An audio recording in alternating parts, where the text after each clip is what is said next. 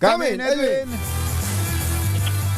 Sa Jerry Katunying na kasalukuyan ng hinuhukay ito bangkay ng hinalang ito yung 16 years old na batang estudyante sa MCO na nawala kahapon, no, kasagsagan ng sunog dito sa barangay Natividad District sa barangay 81 dito sa Luzon, Caloocan. Unang nakuha kagabi ang isang opet na 64 years old na naupahan din sa bahay ng biktima. Dahil nga doon sa kaopera lang ng kanyang ulo at hindi na nagawag na makalabas pa dahil masikip yung mga iskinita palabas at papasok sa naturang na lugar. Ay dito kay Rosanne Kabunyag, ang pinsan ng biktima, ay sumisigaw pa itong tulong itong biktima. Pero sa sikip ng daanan ay halos tarantana yung mga kapitbahay at nagkakasalubungan na sa isang iskinita.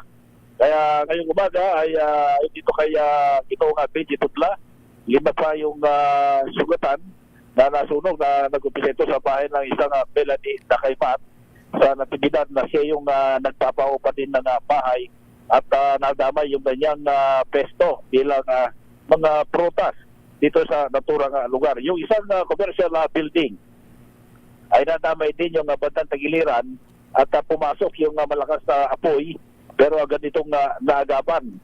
Lamang ito ng second alarm kung saan ay isang daang individual ang nawalan ng tirahan ngayon. Mula sa 50 kabahayan na ngayon pinuntahan na ng CSWD ng Caloocan upang tulungan doon sa pangailangan. Ang panawagan nitong mga biktima ay magkaroon ng relocation, sariling tahanan. Dahil 35 years na raw silang nanitirahan sa lupang hindi nila pag-ari. Kaya ang panawagan nila kay Mayor Along Malapitan, tulungan sila magkaroon ng sariling pamahay para mawala na sila sa lugar na halos siksikan at grabe, ano? Bali, ilan ang namatay, Edwin?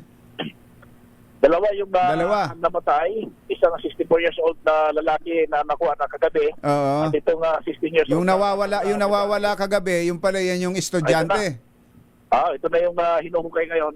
At nakita na yung nasalat na yung ulo na natabunan ng maraming kagamitan. At dahil doon sa dami ng tubig na ibinuga at nakalubog doon ito sa tubig. Pero nahukay na ito. Nakita na yung ulat nasalat at yung likurang bahagi nito ay nakitang-kita na. Estudyante dyan sa MCU? Sa likurang bahagi lang ito ng MCU. Isang kalsada lang yung pagitan. Pero yung biktima, yung babae, ay estudyante, nag-aaral dyan? Nag-aaral daw dito sa MCU.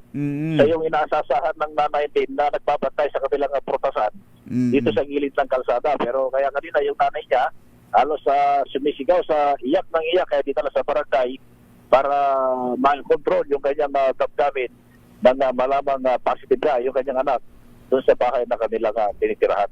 Makikita mo halos balita, sabi ng isang residente rito, jumper, halos naka-jumper yung mga nakatira. At yung mismong poste ng Meralco ay kanila na nilagyan ng bubong para hindi makita yung jumper. Pero dahil nasunog, itinuro kanina ng Bureau of Protection na yun ay jumper at makikita mo kahit palit yung bahay ka, Jerry Katunying, may mga tag-isang aircon yung bawat residente rito sa kaban na Natividad. Yan tika follow-up report mula pa rin dito sa Caloocan, uri pa rin sa naganap na sunog, RS-23. Edwin Duque nagulat sa DSRH, una sa Pilipinas, una sa Pilipino. Pangunahing balita sa